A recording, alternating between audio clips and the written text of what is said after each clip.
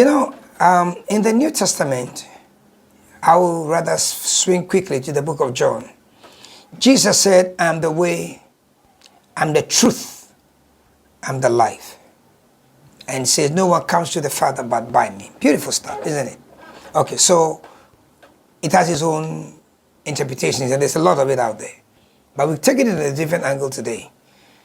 An angle that I think you might not expect. And I hope that it will just kind of give you a wake-up call. The word truth Jesus used there, those who are experts tell us the Greek word aletheia. And it means reality, the truth, the reality. One of the things that has burdened us, one of the difficulties that people face is that we don't face the reality of our lives. So many people today live a lifestyle that doesn't really reflect their true lives.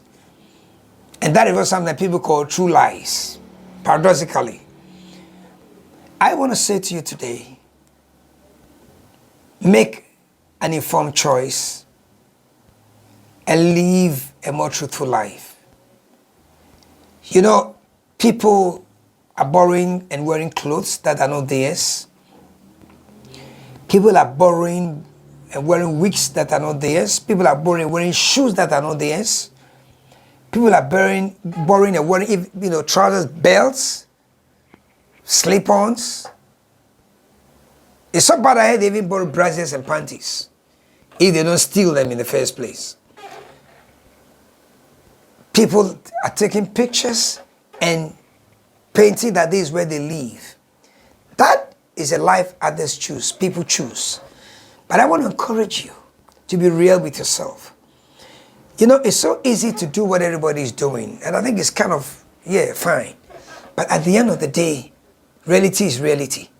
I want to encourage you. Now, I have no issue because, like if I'm going somewhere right now, and and at a program or somewhere, and my shirt got torn, and I'm in a friend's house, and I can't go back and get a shirt. Certainly, if he has a shirt that I can wear, I'll reach out for it. You go to service your slippers or your, the heel, the thing that, happens with our ladies every now and then, knocks over. Somebody has a slippers, you worry. We are not discussing that. We're talking about why you're creating a certain lifestyle for people, and it's not real. It's not real to you. It's so bad that even when somebody manages with you to supervise a project, you use it.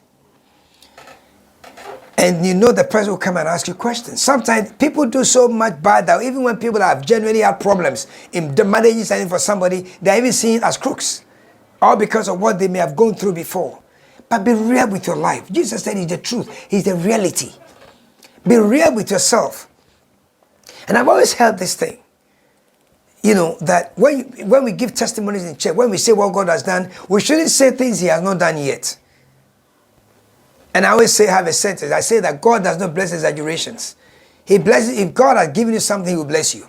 He doesn't bless exaggerations. So be real with yourself. Be honest with yourself. This idea where sometimes you make people believe you have so much where you don't have, and they come asking you can't give to them, it doesn't help you anybody. When we're kids, when we're young, trade fair, 70-something, international trade fair, we're going, and my uncle would take us. And I learned something quickly from trade fair grounds. Trade fair taught me about reality and about fake. I realized that, and with all due respect, the people in town are the least dressed. There's the guys in Accra, the rich people, People go to trade fair for the first time. They come from out of the city, and it's a big thing for the nation. And they come in suits, they come in their best dress, wedding dress, and all that to trade fair. I mean, you see them there like that most of the time. Then I realized something, that those who live close to it, and those who are very rich, those who come buying the expensive things, they come in shorts, they come in slippers and t-shirts and all that. Yeah. I want to just say to you today, nothing much, but to say that be real with yourself. See, because reality check helps you to be honest with yourself, and it helps you to begin to manage what you have very well. It's important. Stop living a lie. Be real with yourself. Sometimes you have gone that way into relationship and into marriage. You have promised so much, and then you can't perform, and you want the woman to be happy. No. Sometimes you've painted a picture, you have this, your uncle is this man, blah, blah, blah, and then after the marriage, the guy realizes that not at all. Even where you're staying is a petty place. I've seen a lady plan a wedding right before my very eyes. All the way, they had a relationship for 3, 4, 5 years. They're going to marry a rich guy, businessman with shops in Accra. Week of the wedding, alarm blows. We find out. The shop is not his. The shops are not his. The car is not his. The cars are not his. There is an owner who is an uncle. And any weekend when he says he's traveling, he goes to report to more senior people about the business.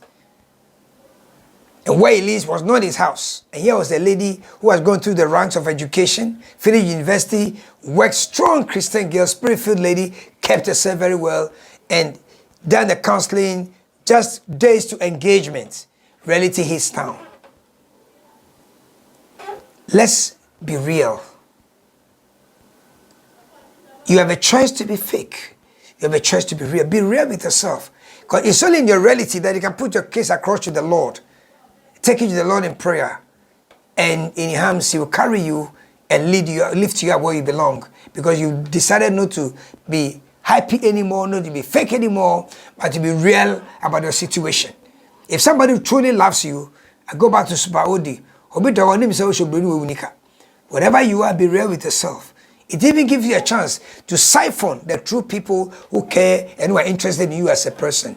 Be real with yourself. And as you do that, I believe that with the eyes of Jesus on you, you will make it all right. And hey, God bless.